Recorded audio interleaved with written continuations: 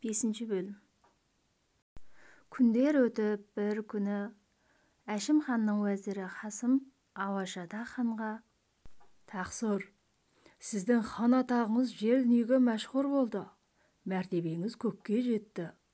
Тіпті ұшқан құс, жануарлар да сізге табынады. Айтайын деген кеңесім: осы күйеу балаңыз әсілі қотыр борсық еді. Қызыңызды бұған беріп отырсыз. Хан қызын борсыққа беріпті деген дақпырт бүкіл әлемге жайылып кеткендігі. Сіз емес, менің де қабырғама аяздай батып жүр. Оның үстіне қаршыға болып қашып кеткенде, ханның қызы қотыр борсықтың артынан іздеп кетіпті деген сөз әлемнің әр бұрышына таралуда. Естіген жандар сізге әр түрлі өсек таратты. Бұл жақсылық емес.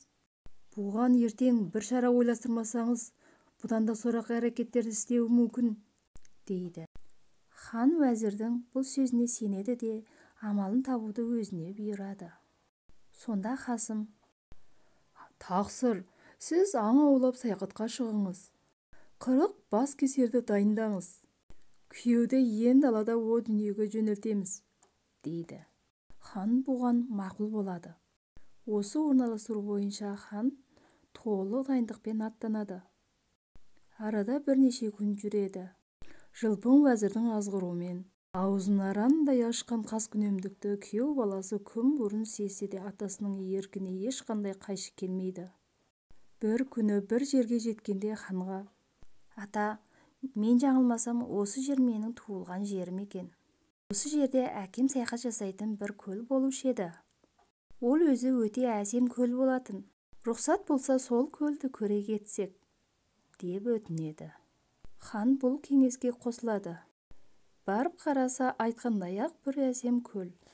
Суы сондай тұнық. Көл жағасындағы асыл меруерт тастар алуан түрлі жарқырай көз тұндырады.